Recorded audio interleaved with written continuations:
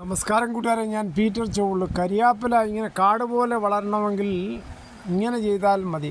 കൂടെ അതിന് വളം കൊടുക്കുകയും മറ്റും ചെയ്താൽ നല്ല രീതിയിൽ പൂത്ത് നമ്മുടെ വീട്ടാവശ്യത്തിന് കഴിഞ്ഞ് ബാക്കി നമുക്ക് കടകളിൽ കൊണ്ട് വിൽക്കുകയും ചെയ്യാം.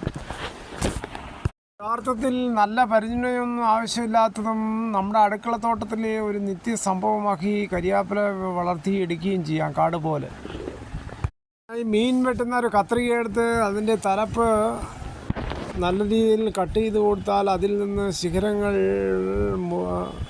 കിളിച്ചു വരും. വെട്ടിമാറ്റുന്ന കരിയാപ്പില നമുക്ക് അടുക്കളയിലേക്ക് കറികളിലും മറ്റും ഉപയോഗിക്കുകയും ചെയ്യാം. നമുക്ക് ആവശ്യത്തിലധികം വരുന്നത് മറ്റുള്ളവർക്ക് കൊടുക്കുകയും ചെയ്യാം.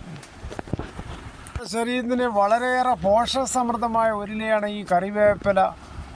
വിറ്റാമിനുകളായ എ, ബി, സി, ഇ ധാതുക്കളായ ഇരുമ്പ്, കാൽസ്യം, ഫോസ്ഫറസ്, ധാരകൾ, നിരോക്സികാരികൾ എന്നിവ ധാരാളമുണ്ട്. ഇതിൽ കറികളുടെ മണവും രുചിയും വർദ്ധിപ്പിക്കുന്നതിൽ കരിയാപ്പിലയുടെ പങ്ക് ചെറുതല്ല. കറികൾ താളിക്കുമ്പോൾ കടുകിനൊപ്പം തന്നെ കറിവേപ്പിലയും സ്ഥാനമുണ്ട്. എന്നാൽ നമ്മൾ ആഹാരം കഴിക്കുമ്പോൾ കറിവേപ്പിലയുടെ ഇല കണ്ടാൽ എടുത്ത് കളയുന്ന ഒരു പ്രവണതയുണ്ട്. അത് എടുത്തു കളയാതെ ചവച്ചരച്ച് തിന്നുന്നത് ഏറ്റവും നല്ലതാണ് നമ്മുടെ ആരോഗ്യത്തിനും. കറിവേപ്പിലയ്ക്ക് ഇട്ട് വെള്ളം തിളപ്പിച്ച് കുടിക്കുന്നത് ഏറ്റവും നല്ലതാണ്. കറിവേപ്പില കടകളിൽ നിന്ന് വാങ്ങിച്ചു കൊണ്ടുവരുമ്പോൾ 2 ദിവസത്തിൽ കൂടുതൽ നിൽക്കത്തില്ല, പെട്ടെന്ന് ഉണങ്ങിപ്പോവുകയാണ്.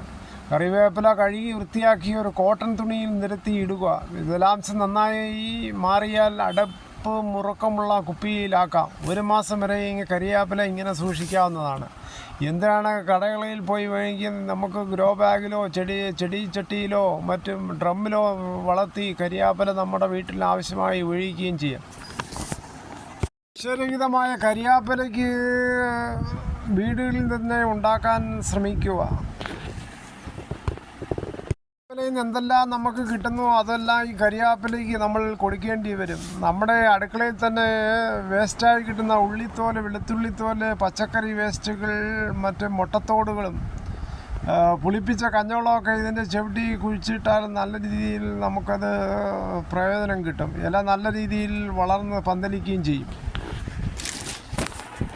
വർഷത്തിൽ 2-3 തവണ അതിൻ്റെ അഗ്രഭാഗം കത്രിക വെച്ച് ഇങ്ങനെ മുറിച്ചു കൊടുത്താൽ ധാരാളം ശിഖരങ്ങളായി പടർന്ന് പന്തലിക്കുകയും ചെയ്യും. പിന്നെ കാട് പോലെ വളരുകയും ചെയ്യും. ഉപയോഗിക്കുന്ന അടുക്കള വേസ്റ്റിൽ സോപ്പ് വെള്ളം, അതായത് പാത്രം കഴുകുന്ന സോപ്പ് വെള്ളമൊന്നും ഇതിനകത്ത് ഉപയോഗിക്കരുത്. അങ്ങനെ ഉപയോഗിച്ചാൽ അത് കേടാണ് കരിയാപ്പിലയ്ക്ക്.